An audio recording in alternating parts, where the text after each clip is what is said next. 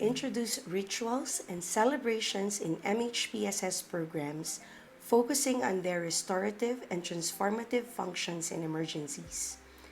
Rituals and celebrations help overcome social isolation and can provide interpretative cultural frameworks to personal and collective predicaments.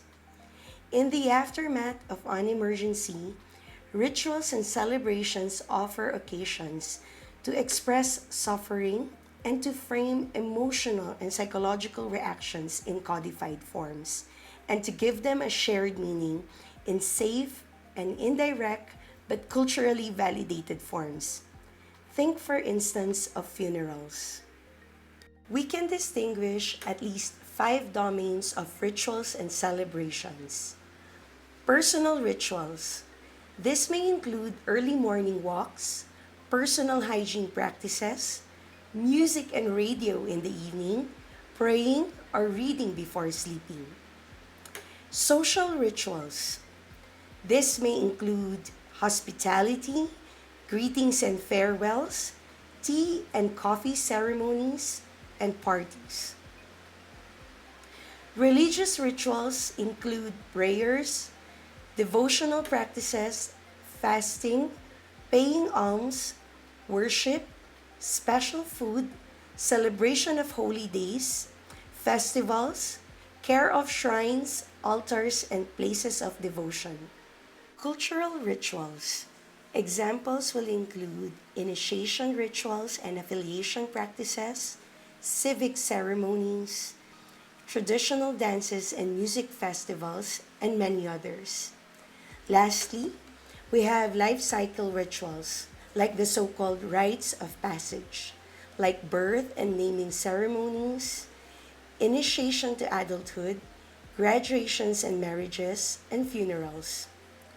These categories are not mutually exclusive, and although individual and family rituals play an important role in protecting and promoting psychosocial well-being, in this module, we will mainly focus on collective celebrations and public ceremonies. Making use of metaphors, images, known narratives and language, symbolic objects, and practices rooted in tradition, rituals and celebrations help individuals and groups to attribute and contextualize suffering and painful memories, providing continuity and a historical perspective.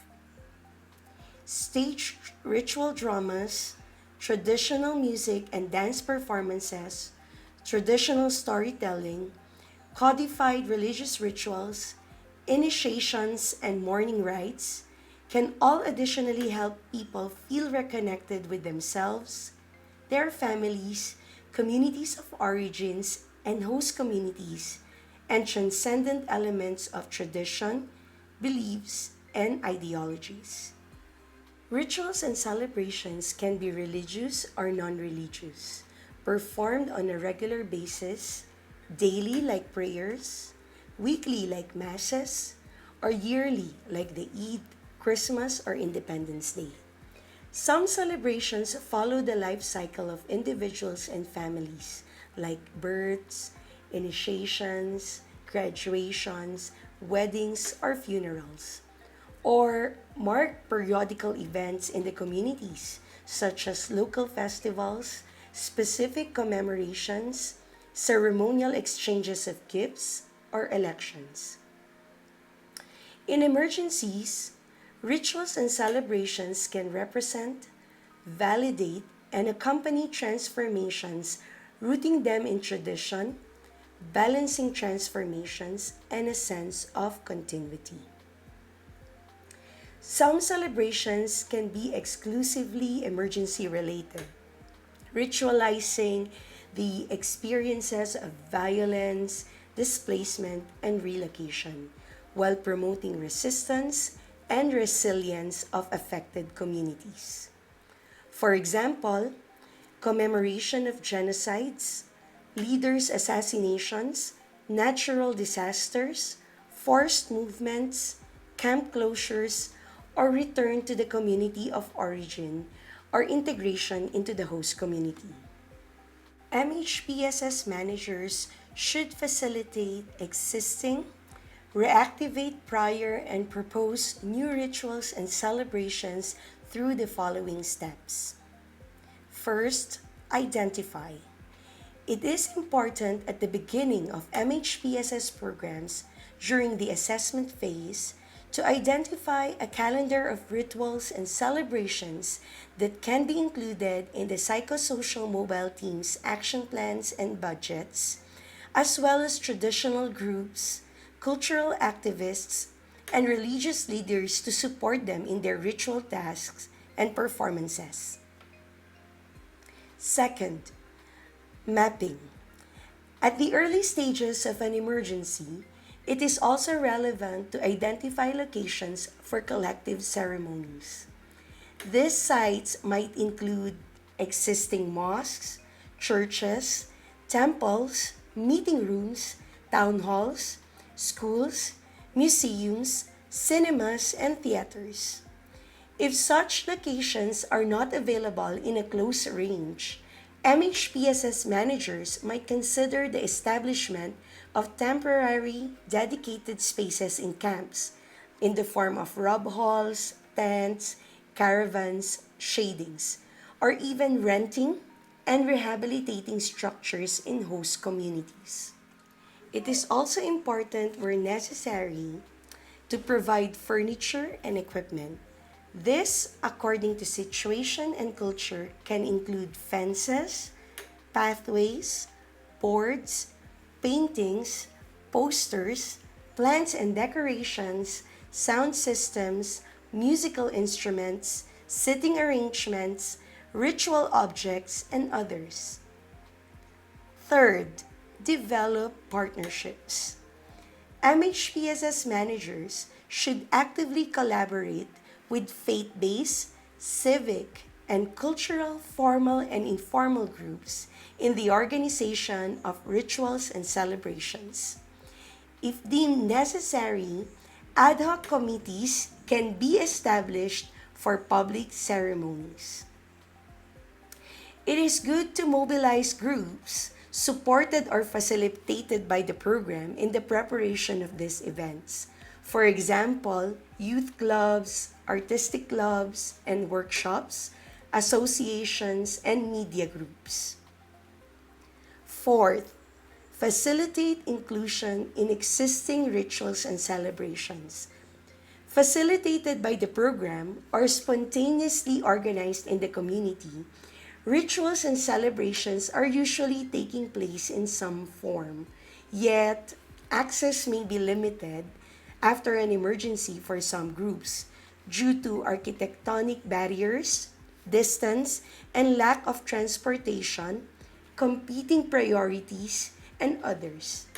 It is important for the MHPSS program to facilitate inclusion, providing transportation, access, assistance, and refreshments. Fifth, mobilize stakeholders including local authorities, camp managers, schools, media, and artists for authorizations and synergies. Structured groups like Scouts and others can be mobilized for organizational matters. Sixth, engaging psychosocial mobile teams. Ideally, among multidisciplinary and multicultural psychosocial mobile teams, there would be a member that is tasked to learn from communities' religious and spiritual beliefs, traditional narratives and iconography, rituals and civic calendars. In conflict-prone context, psychosocial mobile team members and community focal points who perceive their presence due to ethnic, political, or other affiliations as potentially obstructive to the smooth implementation of religious rituals and civic celebrations should be left free not to facilitate or to attend. As mentioned, the MHPSS program, following these steps, can facilitate existing rituals and celebrations, fostering security and inclusion, can support the reactivation of rituals and celebrations that are currently on hold due to the absence of a catalyzer or logistical problems, and even propose new rituals to the communities more inherent to the displacement and the emergency, like interfaith celebrations, celebration of the opening of the camp, and others. Special attention should be paid to testing some of the assumptions on positive psychosocial effects of rituals and celebrations on the well being of participants. According to the evolving stages of emergencies and changing social relations among individuals and groups, facilitation of rituals and celebrations should be regularly reviewed by MHPSS managers with partners and community leaders.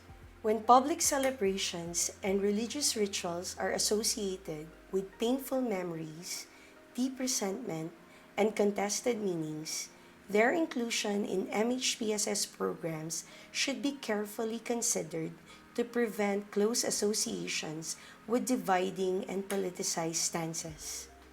The approach needs to always be conflict sensitive.